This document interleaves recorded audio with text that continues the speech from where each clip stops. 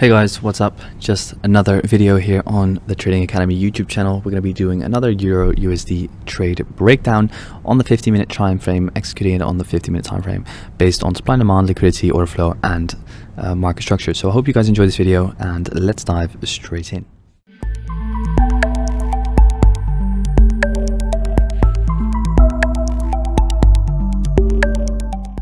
Okay guys, so we're exactly where I left off in the previous video. So looking at the 4-hour time frame, because let's just start over there. What we can see is that we tapped in towards this area of range supply overall after seeing a 4-hour break of structure, right? So after a break of structure, what do we expect? We expect a pullback. Where is this pullback going to occur from? It's going to occur most likely from an area of supply. So we had this area of supply, had a break of structure, so now we are expecting a pullback back down in towards this area of demand. So at the moment, if we dive in towards the daily time frame just for one more second, you can also see that we have not yet tapped in towards this area of daily supply, this sell before the or this buy before the big sell-off. So therefore, still waiting for us to tap slightly higher. We have already seen a response to this area of support and resistance, so I know already that early sellers are entering the market. I'm still interested for the daily to pull back up in towards the overall premium of this swing range, which is the blue line, which is stacked with an area of supply. Okay, so daily bias is clear, looking still for higher prices. Then 4-hour, what's our 4-hour bias? 4-hour bias for now is short until we tap back down into either this area of demand or let's say this lower area, but let's just start off with this area of demand first. Moving in towards the 15-minute next. What can we see on the 15-minute? So on the 15-minute, remember in the last video we saw another break of structure. So we saw a break of structure on this high situated over here, 15-minute boss. So looking at the overall swing structure on the 15-minute, we can of course see that it was up, down, and then pull back, impulse once again, push up, pull back, push up once again. So we saw 15-minute break of structure. So we had a 15-minute break of structure and a 4-hour break of structure. So what are we looking for? We're looking for a pullback. Where is that pullback going to originate from? From an area of supply. So I'm not necessarily that interested in saying, okay, 50-minute is now ready to fall. I'm not going to look at the 15-minor structure, whatever. I'm just going to anticipate due to the fact that we've already had kind of like this overextend moving towards the highs. So already I'm kind of going to look into the internal structure of this 15-minute to anticipate on the fact if there's going to be a pullback or not. So these lows would likely have to give in to then see kind of like a pullback in towards supply before trading it down even lower in towards this area of 4-hour demand. So that is now the game plan. So if we press play, let's see if we get that break. Okay, yeah, we get that break. So what is next? So this is your lowest point. Based on this, we're now seeing a 15-minute internal break of structure. For me, this is not a swing pullback. So we had this 15-minute internal break of structure, right? So we had the overall impulse, but within that overall impulse, we kind of saw this minor pullback, right? That's this minor pullback.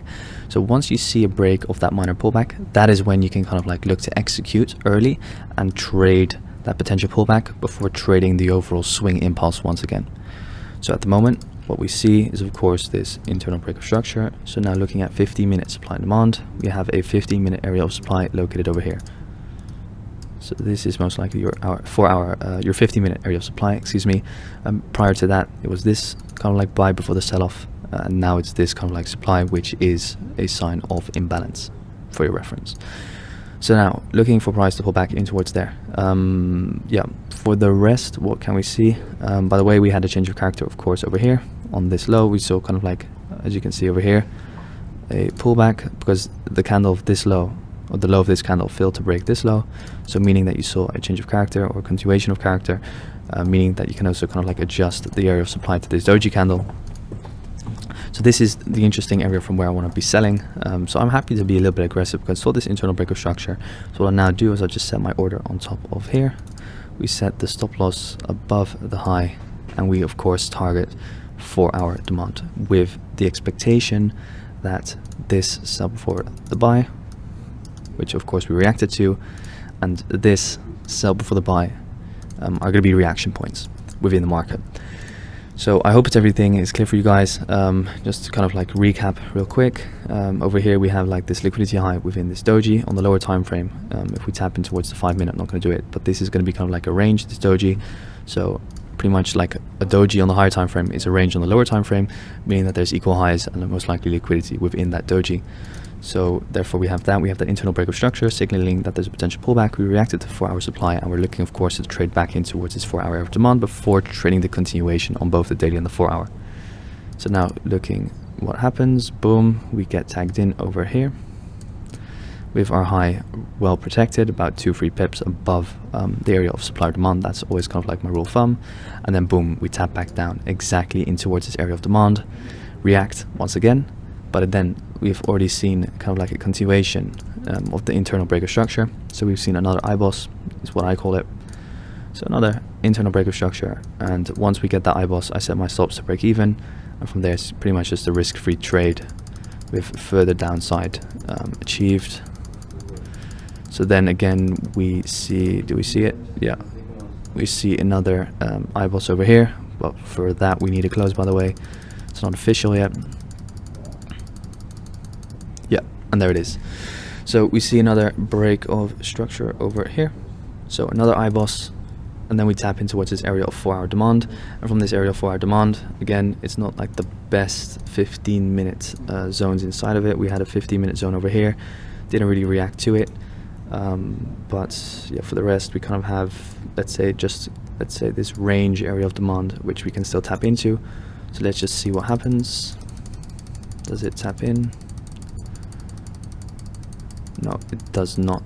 So from there what we see is pretty much continuation out of that 4-hour area of demand, and from there you can pretty much just look for continuation of longs, right? So once we see the next internal break of structure, which is then on this high, remember, because this high broke this low, so this is your internal break of structure high. We're still in the 50-minute swing range, with this being your swing low, this being your swing high. So we come back down in towards the discount area of the 50-minute swing range and in towards the 4-hour area of demand over here. From there we pull back up with this your swing low, internal swing low, this now your swing high, if of course we pull back. So once we now pull back, you can now look for again continuation in towards the highs. So now what you want to do is look at areas of demand. So for example, this being demand on the 15-minute. Not sure if we tap into there. No, we don't, which is not a major issue because of course this is the entire sell over here to your left.